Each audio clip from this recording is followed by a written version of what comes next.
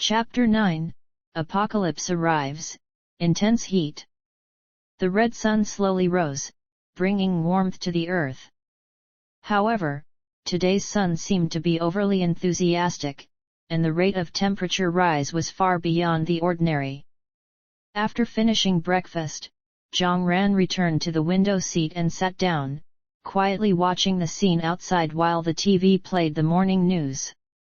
As people on the streets gradually lost their smiles and quickened their pace. At 8 o'clock, as the sun rose higher, the temperature began to rise rapidly. Within half an hour, the temperature went from 23 degrees Celsius to 40 degrees Celsius, and before 9 o'clock, it rapidly crossed the 50-degree mark. Online lamentations echoed. The previously ignored news regained attention, and people realized that the high temperatures were far from over. The homeowner group became lively once again. "Damn it, who said the high temperatures were over? Today is even hotter than yesterday.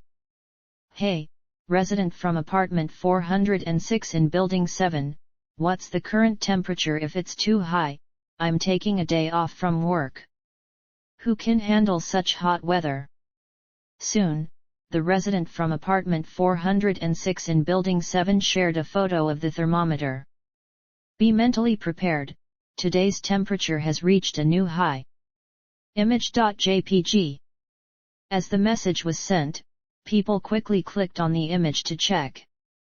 The real-time temperature on the thermometer read 50.7 degrees Celsius. Oh my! With such a high temperature, is the end of the world approaching? How could that be possible? Don't speculate without evidence. It might be due to environmental changes, and the government will find a solution. I'm worried about one thing now. With such high temperatures, what if there's a sudden power outage without air conditioning? Our apartment units will turn into steam rooms. We've installed solar panels at our home. With this much sun, we don't need to worry about power." Just as this message was sent, it was quickly retracted, but by then, many people in the group had already seen it. "The one upstairs is right, I need to install solar panels too. It's so hot today, and if there's a power outage, the elderly and children at home won't be able to bear it." Exactly, we young people can endure, but the elderly and children can't. I need to find a way to install one too. But those things cost several thousand, right? A bit expensive, I can't afford it. Is money more important or is life more important? Looking at the messages in the group, Zhang Ran noticed that everyone was focused on getting solar panels and no one was thinking about stockpiling supplies. So, she anonymously sent a message in the group. "Shouldn't we consider stockpiling supplies in case of a widespread power outage? With such high temperatures, food will also become an issue." At first, someone retracted the message. And now there was another anonymous message, making people subconsciously feel that something was amiss, but they didn't dare to believe it. They started to comment. "Don't exaggerate like this," retracting messages and posting anonymously, making it seem like it's really the end of the world. At this moment, another anonymous message appeared, causing a sensation immediately. "You guys know nothing. I have a relative working at the meteorological station. They also started stockpiling supplies and installing solar panels a couple of days ago. Do you know why I wasn't planning to say anything, but it seems that some people in the group also know about it, so I'll speak up. I don't know if it's the end of the world, but I know that this kind of high-temperature weather won't end in the short term. Make your own judgments, and that's all I have to say."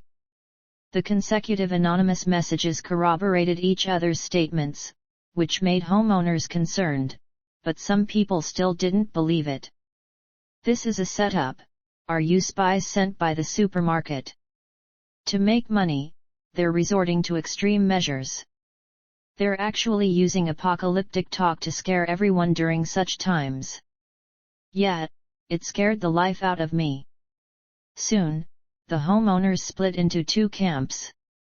One camp believed the anonymous messages, following the principle of better safe than sorry, and began stockpiling supplies. The other camp thought nearby businesses were exploiting people's panic to make a profit during this crisis. Zhang Ran was somewhat surprised that people already knew about this so early. However, upon reflection, it made sense. With so many experts in the country, it was unlikely that no one would detect the issue. 3 years after the apocalypse, the majority of resources were still controlled by the so-called elite of the pre-apocalypse society.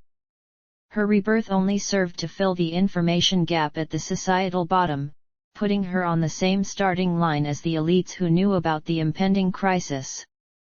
But even so, there was still a considerable gap between her and those elites.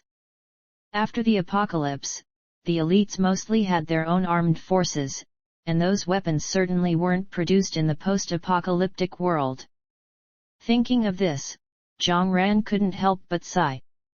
Some people always believed that knowing about the end of the world would change their fate. But in reality, it was still like crossing a single plank bridge amidst a sea of soldiers and horses. No matter when it was, if the lower class wanted to break through and climb upward, they had to work tirelessly, and that could only yield a glimmer of hope. In that instant, Zhang Ran suddenly felt sympathy for herself, and for those ordinary people like her who didn't know anything. Before the apocalypse, in order to survive, she had to work diligently every day to support the elites. After the apocalypse, she still had to scavenge and continue supporting the elites.